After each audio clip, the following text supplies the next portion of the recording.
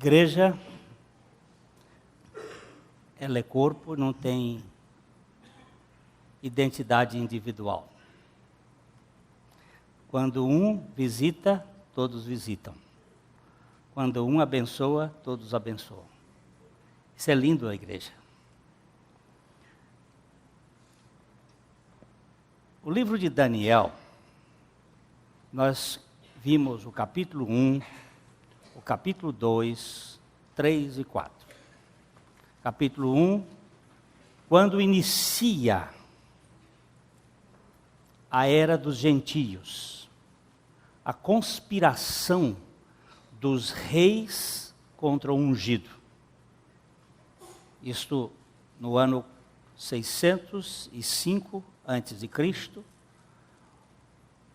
o imperador Nabucodonosor toma a cidade de Jerusalém e faz a primeira leva dos judeus para a Babilônia.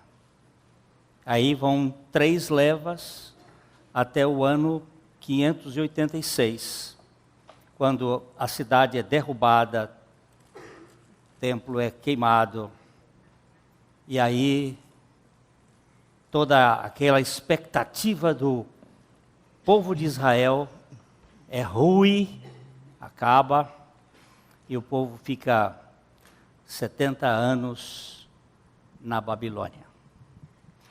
Primeiro capítulo, os jovens são levados para a Babilônia e são preparados para o seu projeto naquele império.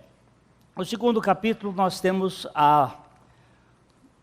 o sonho de Nabucodonosor, uma imagem colossal, cabeça de ouro, peito de prata, quadris e ventre de bronze, pernas de ferro e os pés misturados com ferro e barro, onde estão os artelhos.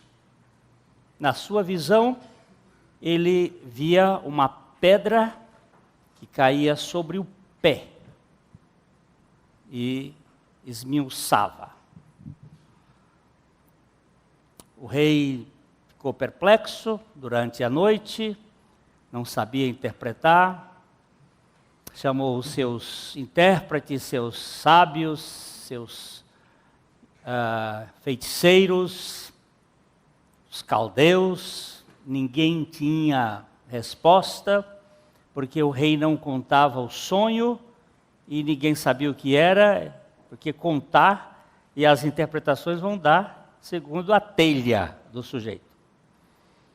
Então, Deus levantou Daniel numa reunião de oração, onde estava Sadraque, Mesaque, Abdenego e Daniel orando, pedindo ao Deus Altíssimo que desse a revelação. Ele deu a revelação, ele contou o que eram, que aquela cabeça de ouro era a Babilônia, um império muito poderoso.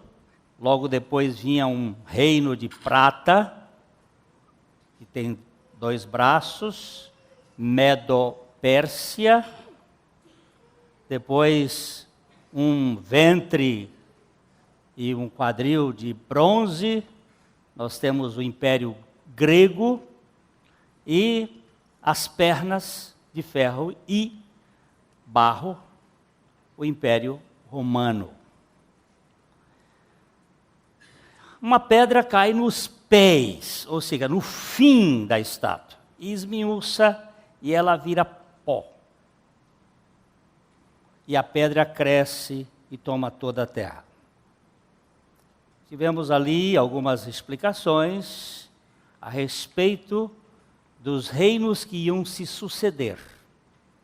Depois do Império Babilônico, veio o Império Medo-Persa, que durou mais tempo, depois o Império Grego e o Romano. E o Império Romano, de fato, ele nunca acabou. Porque existe as duas pernas, e a gente tem que entender um pouco de história. Se uma perna, ela desapareceu no ano 476 da nossa era, com o último dos imperadores romanos, que foi Rômulo Augustus, a outra perna continuou até o ano de 1453, com a queda de Constantinopla, porque o Império Romano ficou dividido em Oriente e Ocidente. Mas, de fato, em Constantinopla também não acabou. Porque há uma filosofia de governo no mundo que gerencia todo esse sistema, que foi dando cabo a toda essa governabilidade que veio depois por muito tempo pela igreja e pelos sistemas deste mundo. No capítulo 3, nós tivemos a grande crise daqueles três jovens, Sadraque, Mesaque e Abdenego, no culto ecumênico, quando Nabucodonosor promoveu a reunião das religiões e o culto ecumênico para fazer a junção de todas as nações e povos na adoração a um ídolo que ele fez todo de ouro, porque ele não admitia que houvesse a mudança de governo.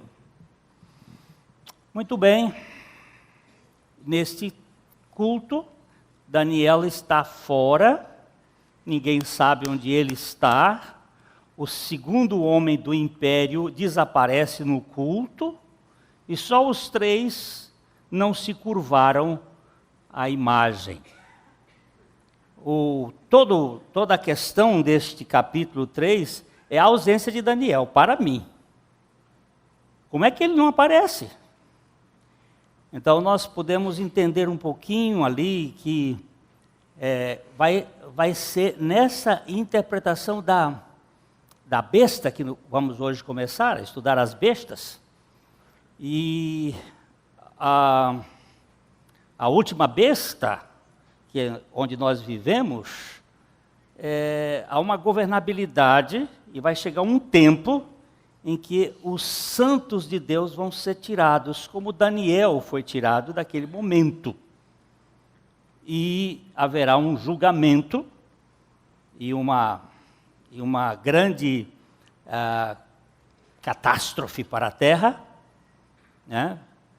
Um grande terremoto. Esse terremoto de 7,8 que houve no Nepal é fichinha diante do grande terremoto que abalará toda a Terra. A nossa Bíblia se refere no capítulo 24 de Isaías, que neste tempo a Terra cambaleará como um bêbado e não estará mais sobre os seus sustentáculos. Esse é o grande terremoto de um julgamento de Deus sobre a terra. No capítulo 4, nós vimos o Nabucodonosor tendo que comer capim, por causa da sua arrogância. E Deus restituindo Nabucodonosor a uma posição de dignidade, de honra, porque Deus é quem governa a história. Quem governa a história não é Satanás. é Deus. Ainda que Satanás tenha a sua função e os homens exercem algumas atividades, quem governa o universo é Deus. Ele é o soberano de toda a terra. E nós já vimos algumas coisas do capítulo 4, deveríamos ir então para o capítulo 5, não. Porque o capítulo 5 é bem posterior ao capítulo 7. O capítulo 7 é sequência do capítulo 4, historicamente. E é o primeiro capítulo profético do livro de Daniel. De 1 a 6 são histórias. Ele está falando da historicidade do que ia acontecer na face da terra durante o período da época das nações, do reino, da conspiração dos reinos, e ela está tipificada nas histórias que também aconteceram com Daniel e os seus amigos. A partir do capítulo 7, nós temos o período profético. Daniel é um profeta. Ele foi constituído profeta aos 65 anos de idade. Depois de 50 anos na Babilônia, Deus lhe confere, profeta é dom, sendo dom é de Deus, não é um talento, não é uma capacidade humana, é um dom de Deus. E Deus deu esse dom a Daniel depois de 50 anos de lutas, de tribulações e dificuldades. Então nós vamos começar ao capítulo 7 de Daniel, e vamos fazer uma leitura, assim, mais ampla, são 28 versículos. Eu sei que hoje nós estamos com uma dificuldade com o nosso sistema de internet, ou melhor, de comunicação. O texto vai sair um pouco menor, por causa de problemas lá no computador, mas nós temos uma Bíblia online ali que vai ajudar a gente enxergar um pouco esse texto. Nós vamos fazer, a Ruth vai lendo, nós vamos fazer algumas paradas, porque esse aqui é mais para uma leitura, para uma varredura do texto, para poder dar por favor, o professor Júlio e a Maura, um Weltanschauung. Eu não vou dizer com a pronúncia correta, mas é uma visão do geral que os alemães sempre usam, assim, uma expressão, aquela coisa mais ampla da realidade. Então, nós vamos ter essa visão geral do texto de Daniel, que é muito semelhante ao capítulo 2. O capítulo 2 é a imagem colossal de metais. E aqui é o zoológico de Deus. Aqui nós estamos diante de um zoo, onde Deus está falando através de animais. Dizem os estudiosos da Bíblia que o capítulo 2 é a visão do homem de como ver os impérios humanos. E o capítulo 7 é a visão de Deus como vê os impérios humanos. Os homens veem como metais preciosos ou metais importantes, e Deus vê como bestas feras. Então vamos olhar aqui, caminhando no primeiro ano. No primeiro ano de Belsazar, rei da Babilônia, teve Daniel um sonho e visões da sua cabeça quando estava na sua cama. Escreveu logo o sonho e relatou a suma das coisas. Vamos ficar ainda ali, querido. Só uma coisa. Esse Beltesazar, ele é aquele que bebeu, que no capítulo 5 de Daniel, nós vamos estudar essa história, ele bebeu o vinho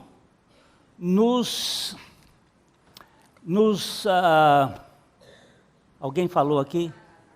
Nos cálices, mas eu ia dizer não é louça, nos utensílios sagrados do templo de Jerusalém. Hoje de manhã, nós estudamos rapidamente que um certo profeta chamado Semaías quis fazer com que o Neemias entrasse no templo do Senhor, quando era proibido, a não ser um sacerdote.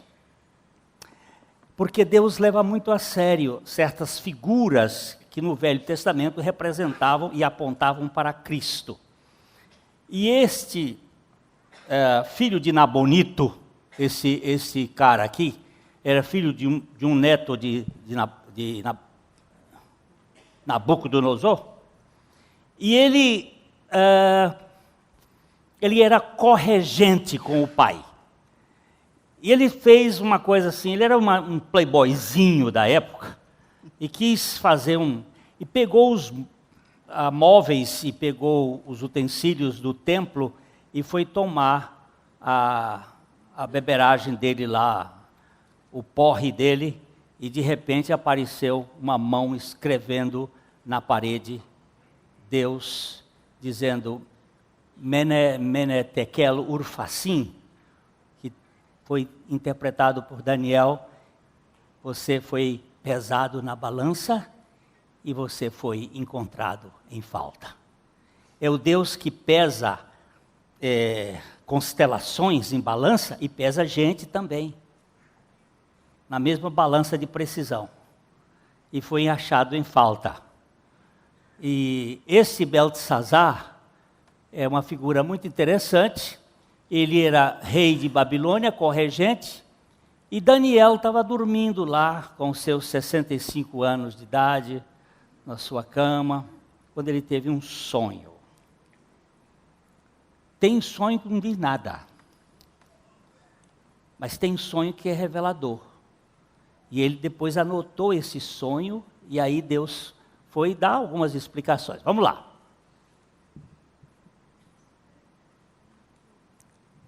Falou Daniel e disse, eu estava olhando na minha visão da noite, e eis que os 4 ventos do céu agitavam o mar grande. E 4 animais grandes, diferentes uns dos outros, subiam do mar.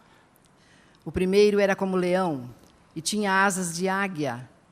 Enquanto eu olhava, foram-lhe arrancadas as asas. E foi levantado da terra, e posto em pé como um homem. E foi-lhe dado um coração de homem. Continuei olhando, e eis aqui o segundo animal, semelhante a um urso, o qual se levantou de um lado, tendo na boca 3 costelas entre os seus dentes. E foi-lhe dito assim, levanta-te, devora muita carne. Depois disto eu continuei olhando, e eis aqui outro, semelhante a um leopardo, e tinha 4 asas de ave nas suas costas. Tinha também esse animal 4 cabeças, e foi-lhe dado domínio. Depois disso eu continuei olhando nas visões da noite, e eis aqui o 4º animal, terrível e espantoso, e muito forte, o qual tinha dentes grandes de ferro. Ele devorava e fazia em pedaços, e pisava aos pés o que sobejava. Era diferente de todos os animais que apareceram antes dele, e tinha 10 chifres. Estando eu a considerar os chifres, eis que entre eles subiu outro chifre pequeno, diante do qual 3 dos primeiros chifres foram arrancados. E eis que neste chifre havia olhos, como os de homem, e uma boca que falava grandes coisas. Eu continuei olhando, até que foram postos uns tronos, e um ancião de dia se assentou. A sua veste era branca como a neve, e o cabelo da sua cabeça como a pura lã.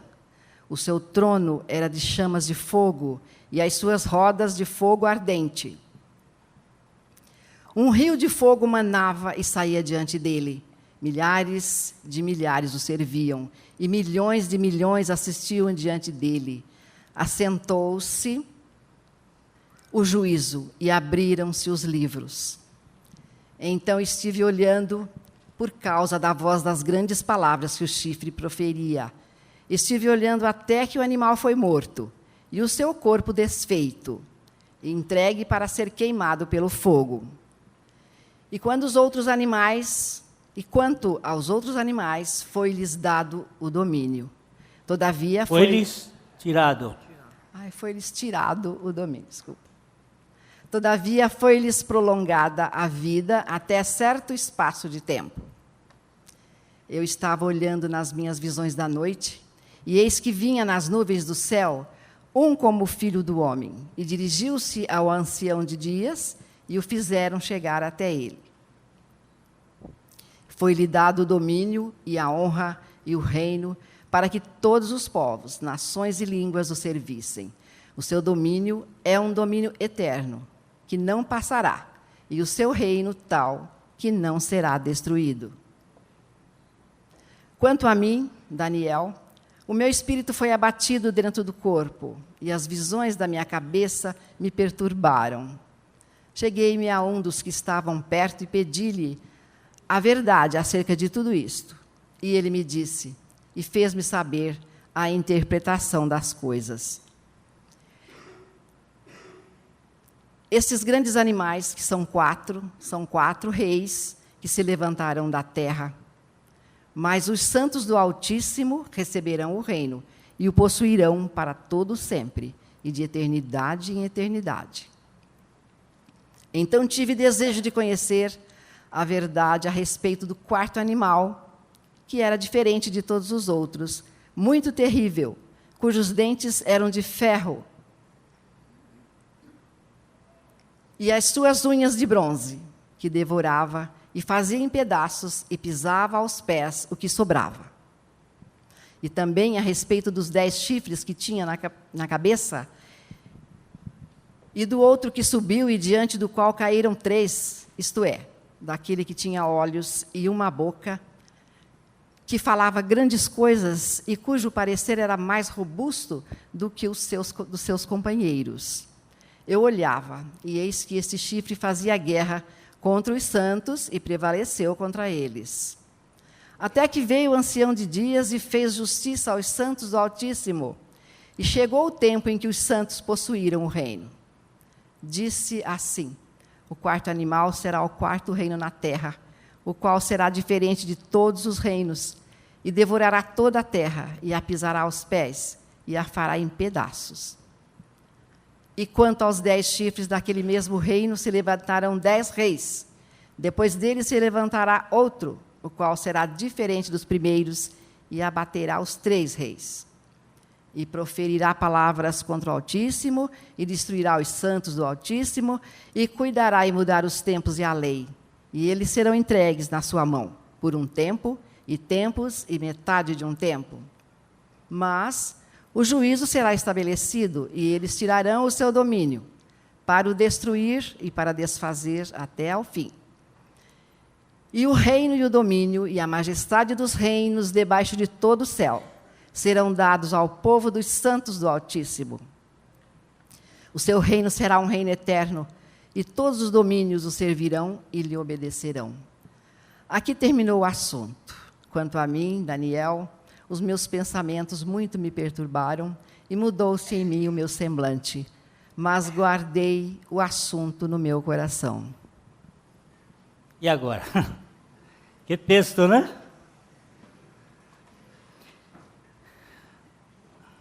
É um emaranhado de assuntos que Deus estava dando a Daniel no momento em que o povo de Deus estava numa grande tribulação. E ele queria mostrar que tudo ia acontecer, mas ele estava no controle e que haveria um tempo em que tudo isto iria chegar a um fim. Agora nós vamos pegar o começo e vamos assim andar devagarzinho para dar uma olhada, hoje pelo menos um pouco. No primeiro ano de Beltesazar, rei de Babilônia, teve Daniel um sonho e visões de sua cabeça quando estava na cama. Escreveu logo. Você vê que muitas vezes a gente tem sonhos e não escreve, esquece. Quando você tiver um sonho revelador, desce da cama, põe um papel, anote. mesmo que seja bobagem. Anote, porque a tendência é a gente esquecer. E ele fez então a suma das coisas deste sonho. E voltando ainda lá, eu queria dizer o seguinte: sonho e visões, porque tem momentos em que ele estava sonhando em sono profundo, e houve momentos em que ele teve visões. Trata-se de uma coisa em estado de consciência, visões que Deus deu para ele. Versículo 2. Falou Daniel e disse: eu estava olhando. Você presta atenção que na minha visão da noite, e eis que 4 ventos dos céus agitavam o mar grande. Vento.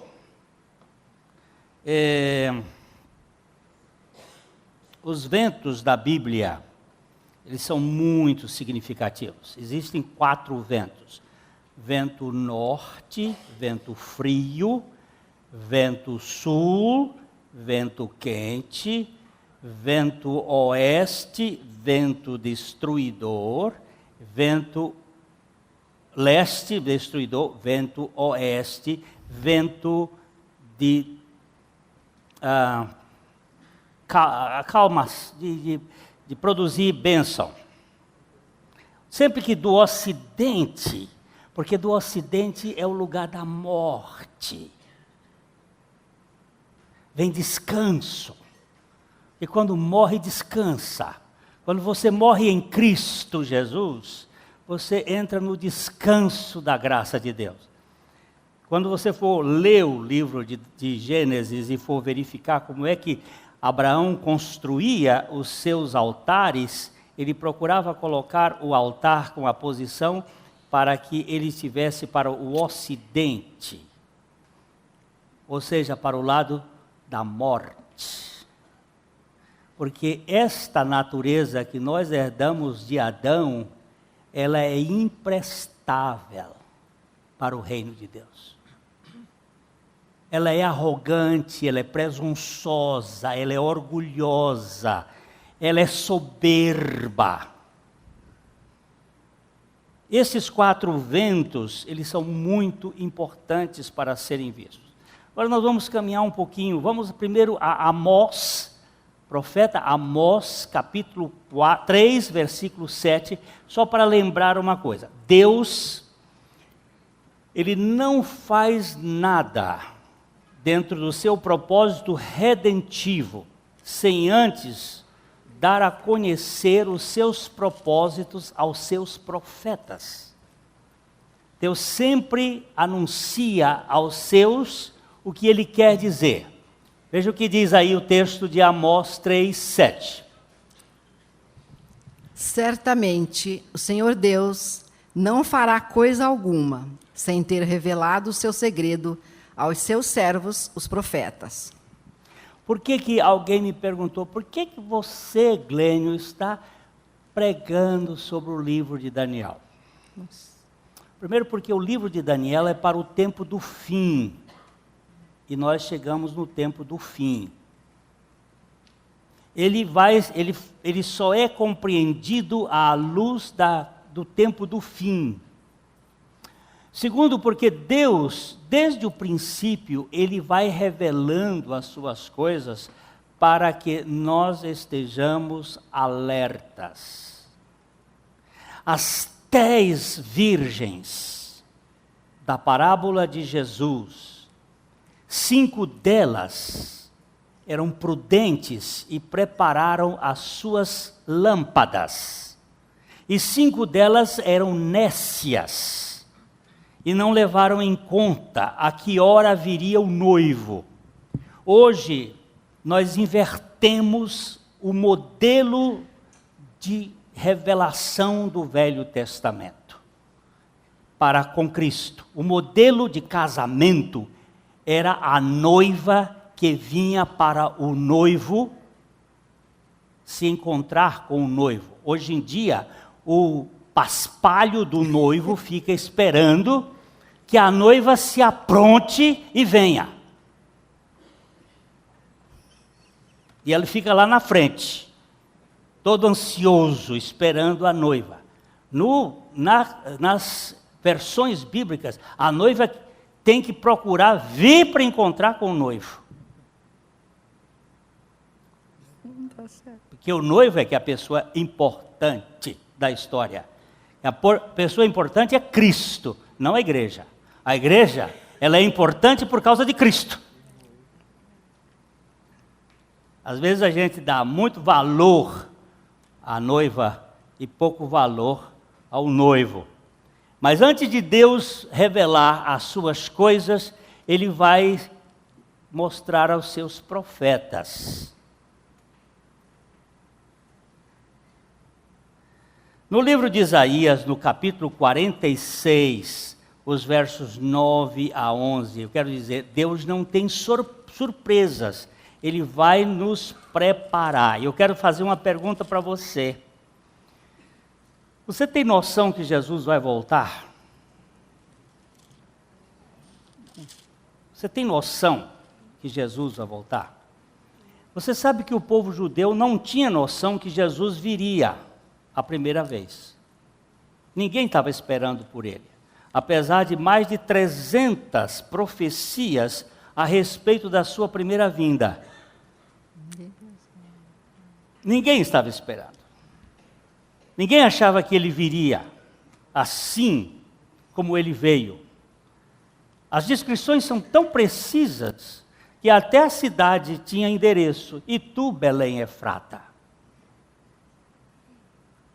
Mas a gente não tem muita... Será que Jesus vai voltar? Deixa eu ver. Será que Jesus vai voltar? Vocês têm noção que dia ele vai voltar? Dizia os velhos pregadores antigos, hoje ele vai voltar. Se ele não voltar hoje, eu estarei preparado para amanhã. Mas 10 virgens, 5 se prepararam e 5 não se prepararam.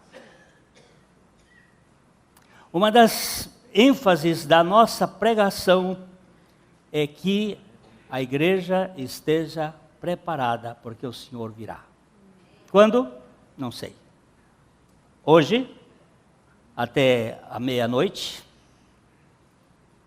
amanhã, daqui a um ano, não sei. O que nós precisamos ter a consciência é que ele virá. Ok? Lembrei-me das coisas passadas desde a antiguidade. Pode lê-lo, Ruth. Lembrai-vos. Lembrai-vos das coisas passadas desde a antiguidade, que eu sou Deus e não há outro Deus, não há outro semelhante a mim. Que anuncio o fim desde o princípio, e desde a antiguidade as coisas que ainda não sucederam. Que digo, o meu conselho será firme e farei toda a minha vontade. Que chamo a ave de rapina desde o Oriente, e de uma terra remota o homem do meu conselho. Porque assim o disse, e assim o farei vir. Eu o formei e também o farei. Deus não deixa a gente surpreso. Ele disse, desde a antiguidade eu anuncio o fim. E aquilo que vai acontecer, antes que aconteça, eu quero que você saiba.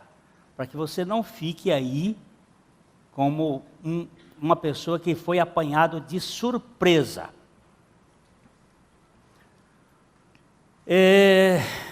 No Salmo 2, eu quero repisar este Salmo, porque nós já tratamos dele no início do livro de Daniel, mas alguns irmãos acham que isto não ficou claro. No Salmo 2, de 1 até o 6, nós vamos dar uma olhadinha aqui. Porque se amotinam os gentios e os povos imaginam coisas vãs? Quem são os gentios?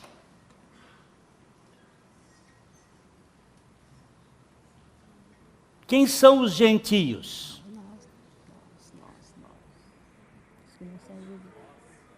Aqueles que não são judeus, não são Israel, são gentios. Deus escolheu um homem entre todas as nações, entre todas as famílias da terra. As famílias da terra são divididas em 3: Cão, Sem e Jafé. Os cananitas, os jafetitas e os semitas. No meio de todas as famílias da terra, Deus escolheu da família de Sem um homem. Deus é soberano. Ele escolhe a quem Ele quer, da maneira como Ele quer. Se Dunga pode escolher o jogador que Ele quer para a seleção brasileira e todo mundo tem que aceitar, o soberano Deus tem que agora ouvir a opinião da Assembleia da Primeira Igreja Batista de Londrina, que estão achando que eles devem opinar ou dar pitaco no trono de Deus. Não, Deus escolhe quem Ele quer. Escolheu Abraão e disse: sai da tua terra, sai da tua parentela, vai para um lugar que eu te mostrarei, e em ti serão abençoadas de todas as famílias da terra. A família de Cão, de Sem e de Jafé. Deus escolheu Abraão e de Abraão fez uma grande nação. Tem outras nações. Abraão teve, na verdade, 8 filhos. 6 filhos da concubina, o filho da escrava e o filho da livre. Mas Deus só contabiliza um filho, Isaque. E só contabiliza um povo, o nascido das estrelas. Porque da descendência de Abraão será como a areia do mar e como as estrelas do céu. A areia do mar é os nascidos da carne. As estrelas do céu são os nascidos de cima, de Deus, do poder da ressurreição. Assim como Isaque nasceu do poder da ressurreição do órgão genital de Abraão e do ventre de Sara, que estavam mortificados. E nós também que nascemos da ressurreição de Jesus Cristo dentre os mortos. Portanto, Deus só contabiliza esta nação. E Ele escolheu este povo. Por que Ele escolheu? Porque vocês são mais grandes? Isso aí é um erro de português. É porque vocês são os maiores? Não, porque eu os amei.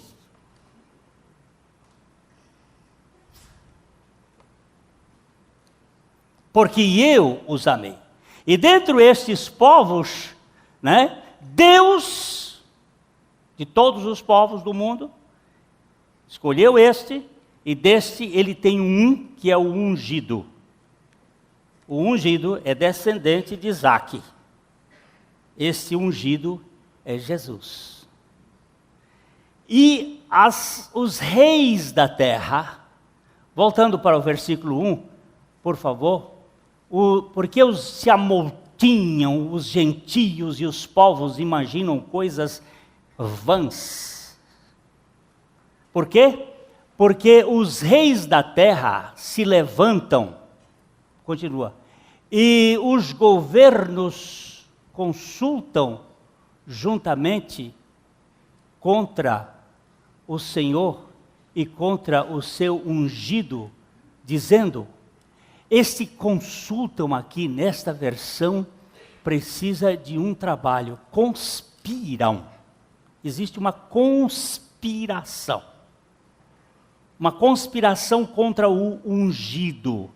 Essa conspiração é uma conspiração global contra Cristo.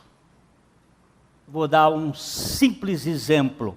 Há many years ago, eu estava fazendo um bota fora de um casal que estava indo para a Europa, no nosso aeroporto.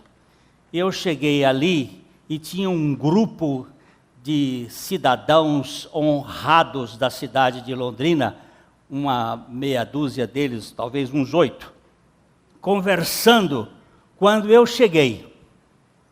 E eles estavam batendo um alto papo sobre religião.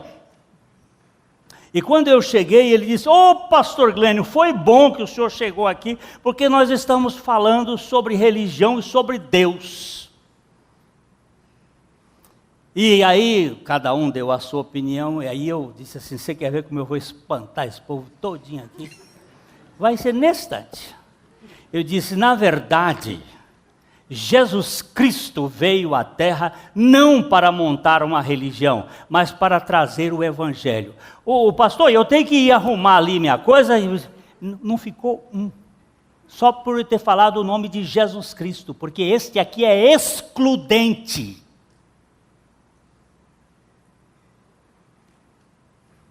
Só fica com ele quem foi atraído por ele.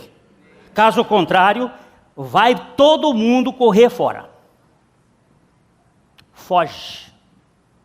Sai. É uma conspiração que existe dos gentios contra o ungido de Deus. Aqui na Universidade de Londrina, numa classe de direito, eu fui convidado, eu acho que foi a última vez, eu fui convidado para fazer uma palestra. E aí naquele dia, Deus me deu graça de falar de Jesus Cristo como o único caminho, a verdade, a única vida que pode dar sentido a pessoas. Terminou o professor, disse: "Pastor Glênio, eu lhe tinha numa melhor conta. Eu pensava que o senhor não fosse tão quadrado." E Buda, e Confúcio, e Maomé, e Lao Tse, e Lelelé. Eu disse: lamentavelmente, esses caras todos morreram e ficaram na sepultura. Mas Jesus Cristo morreu e ressuscitou. Ele faz a diferença. Agora você me deu um grande elogio. Você disse que eu sou quadrado. E eu dou graças a Deus porque eu sou quadrado. Porque quadrado não rola. Bateu e fica. Eu quero ser quadrado com Jesus Cristo, porque aquele que está quadrado com Jesus Cristo não fica aí correndo de um lado para o outro, nesses ventos de doutrinas, procurando interpretações e sonhos que não têm sentido. Está firme, sentado na rocha eterna, porque aquele que crê não se abala, ele tem segurança. Então, tem uma conspiração dos reis da terra contra o ungido de Deus. Essa conspiração está hoje, quando a gente chegar, se puder chegar um pouco mais lá adiante, que você vai ver os 3 chifres. Chifre não é de corno.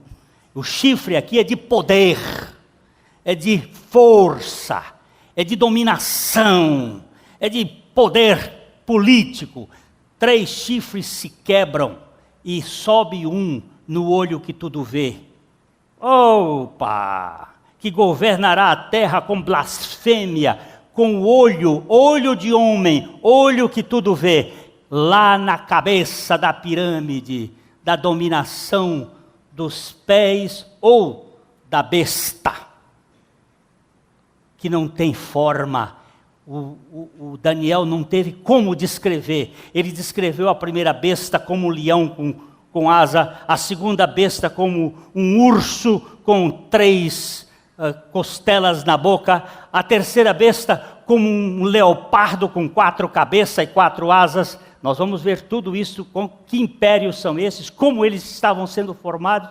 Mas a 4ª besta, ela é indescritível, ele não teve palavras para escrever. Ele só disse que ela tem unhas e dentes de ferro e unhas de bronze, porque é o Império Romano e o Império Grego misturado, é a filosofia grega dentro do direito romano, empurrando goela dentro de um povo estúpido que não sabe o que é liberdade em Cristo Jesus. Por isso que você vê 9 réus, foi melhor a palavra, 9 réus de um petrolão sendo soltos por um Supremo que não é Supremo. Porque se fosse Supremo, teria que baixar a cabeça para a lei e para a justiça. Mas só vai ter aqui no ancião de dias. Esta guerra contra o ungido, rompamos o quê? Leia lá, dona. Rompamos as suas ataduras e sacudamos de nós as suas cordas. Tirem as algemas. O que é que nos liga a Deus? O que é que nos une a Deus? É o amor. Tire essas ataduras de amor. O amor se esfriará de quase todos. Uma sociedade fria, gélida, insensível.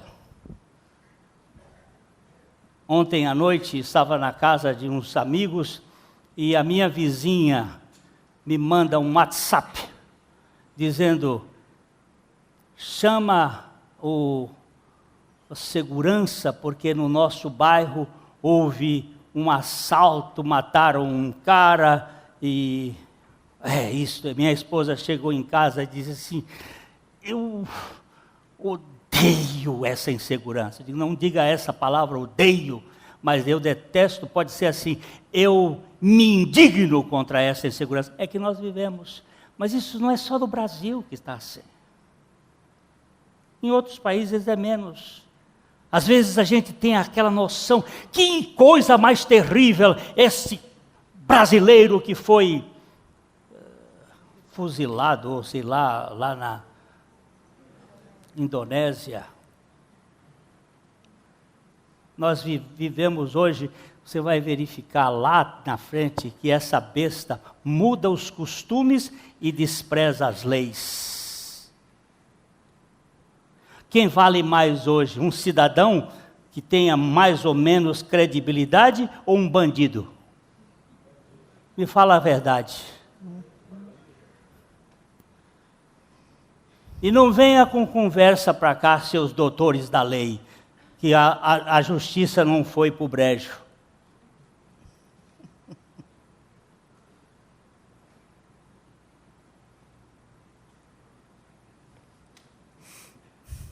Eu disse até o 6º, não foi?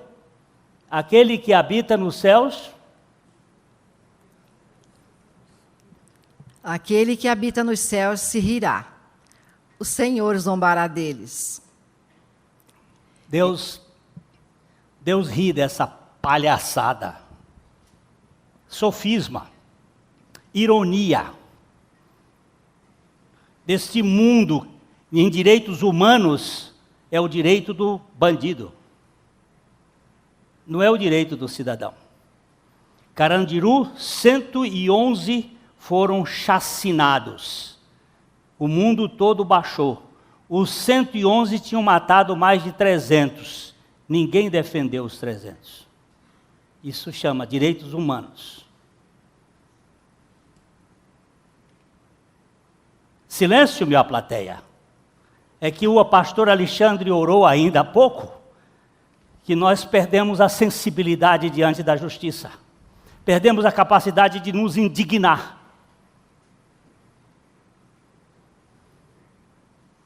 Hoje nós estamos paralisados e reféns.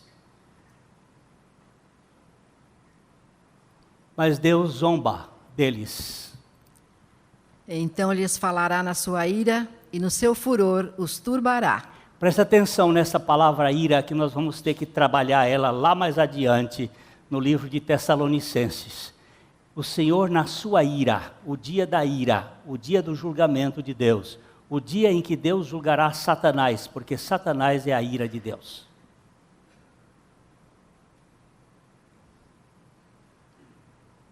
Eu, porém, ungi o meu rei sobre o meu santo monte de Sião. Esse é um negócio maravilhoso. Você já nasceu de novo?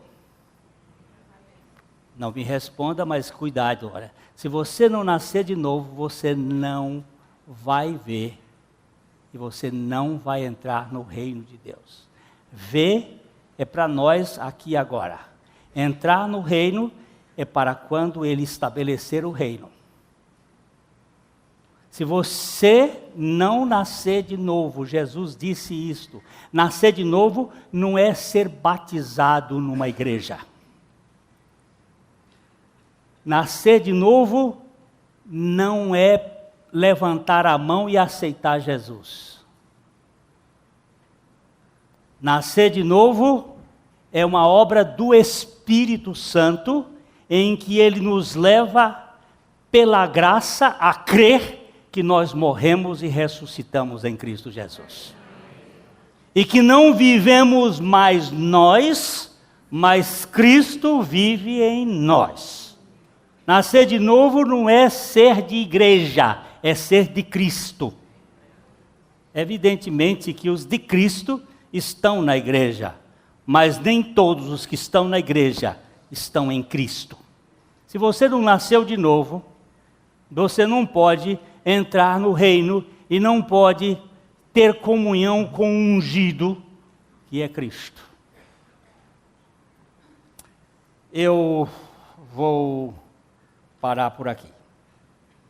Eu só quero lembrar o seguinte: Daniel viu um grande mar, açoitado por ventos poderosos, dos quais emergiam 4 bestas surreais, estranhas, uma após a outra. 4 bestas.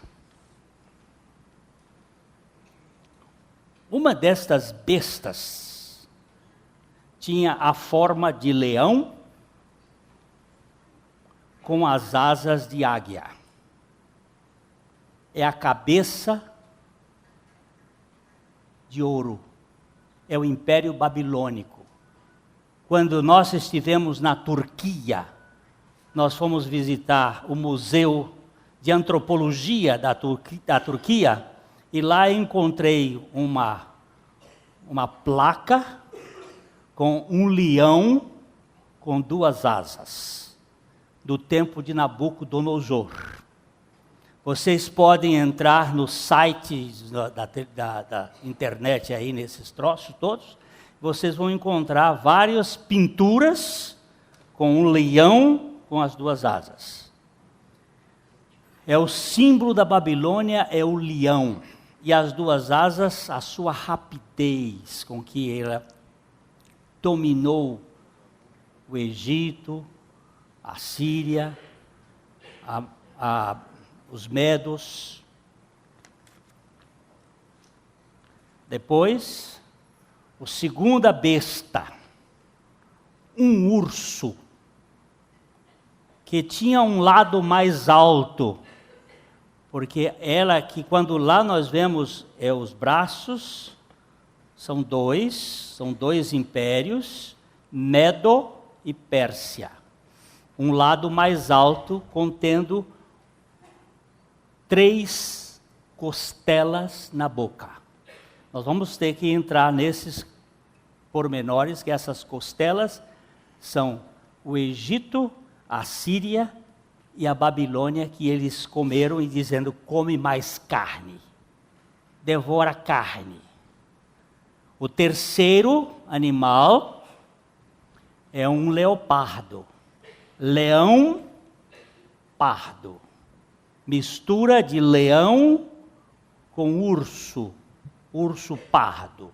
Leão pardo é uma mistura de Babilônia com Pérsia, governo, sátrapas, governadores, prefeitos, direito, cabeça, 4 cabeças, 4 asas. Em 13 anos, Napoleão, Alexandre tomou da Índia, a Etiópia, lá das Arábias até o Grande Mar. Ele tomou tudo com uma devastidão furiosa. Aquelas 4 cabeças, nós vamos entrar nisto, são os 4 reis depois da sua morte, que eles foram rachar o governo E aí nós precisamos entender que um destes reis, os Seleucos, deu origem a uma grande perseguição contra os judeus, onde Antíoco Epifânio chegou a queimar, botar uma porca dentro do templo e sacrificar essa porca dentro do templo, que é uma figura do anticristo que vai acontecer no final da besta. Isso nós vamos ver no capítulo 8 de Daniel. E a última besta não tem descrição para ela. É horrível, é horrenda, é o Império Romano na sua força, no seu potente, destruindo e matando. E tem 10 chifres, e esses 10 chifres nós vamos verificar. Quem estudou isso com muita precisão foi um camarada chamado Newton, Isaac Newton. Ah, mas eu conheço Isaac Newton só dos teoremas da matemática e da física, das leis da física. Isaac Newton escreveu alguma coisa sobre... Escreveu, sim senhor. Escreveu 2 livros, um sobre Daniel e outro sobre Apocalipse. Até os 39 anos de idade, Isaac Newton foi cientista. Dos 39 aos 75, ele foi teólogo. Só que a turma da academia diz que a partir dos 39 anos ele ficou doido. Viu? Porque ele foi verificar o que ia acontecer quando Deus o converteu e deu mais informações para ele.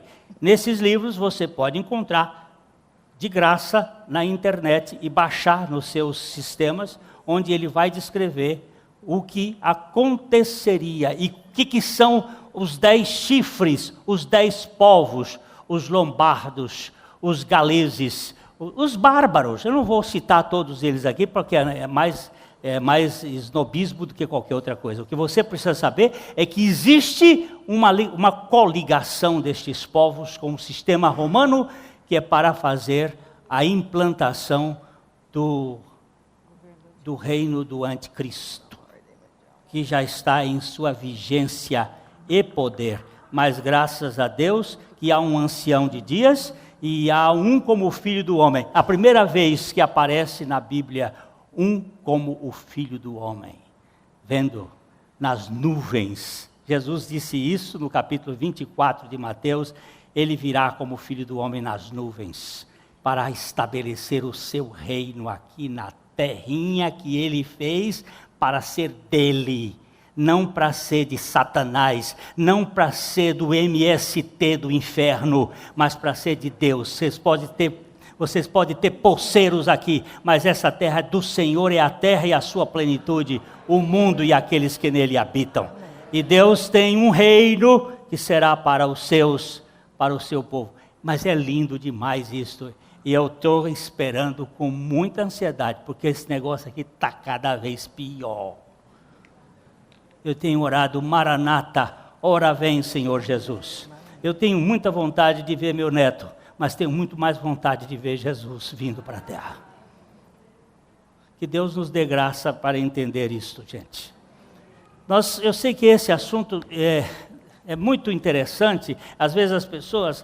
E como é que você vai pregar o Evangelho? Pregar o Evangelho, toda vez eu vou tentar dizer o seguinte: você tem que morrer e ressuscitar. Porque se você não morrer, você vai para o lado de fogo. Agora, se você morrer e ressuscitar, Cristo vem e pega você e leva você para o reino dele.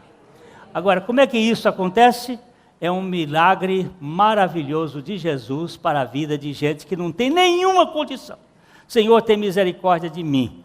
Eu só posso dizer que aquele publicano batia no seu peito, nem ousava levantar a sua cabeça para cima, mas batia no seu peito dizendo: ó Deus, sê propício a mim, que sou pecador. Me coloca na tampa do propiciatório e cobre-me com o teu sangue e liberta-me da minha culpa e da minha natureza. E assim, você e eu ganhamos o ticket, como é que eu vou dizer?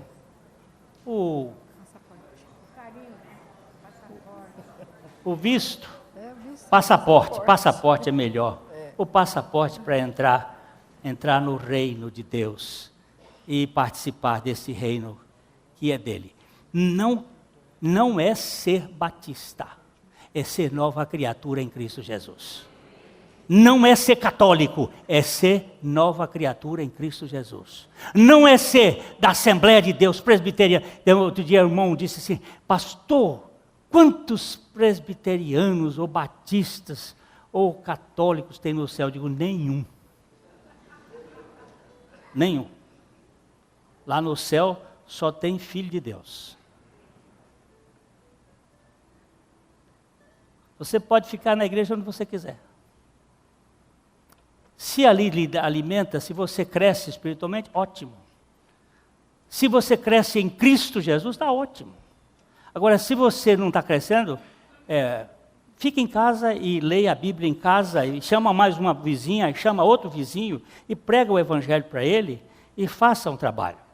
Agora, se igreja é necessário, porque onde 2 ou 3 estiverem reunidos em meu nome, aí eu estou no meio dele, é igreja.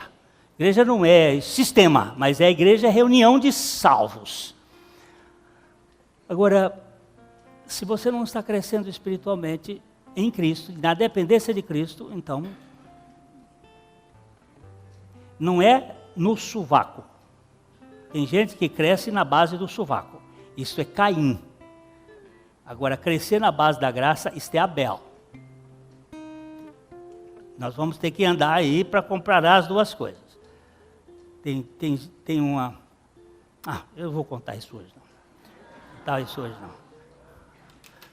Eu escrevi um artiguinho, mas depois eu conto. A mensagem que você acabou de assistir faz parte do Ministério de Comunicação Palavra da Cruz. Temos um grande acervo de estudos bíblicos em áudio e vídeo. Distribuímos também gratuitamente o jornal mensal Palavra da Cruz. Entre em contato conosco pelo fone 0 operadora 43 3372 8900 ou pelo e-mail livraria@piblondrina.com.br. Visite-nos pelo site www.livrariapiblondrina.com.br ou acesse www.piblondrina.com.br. Graça e paz.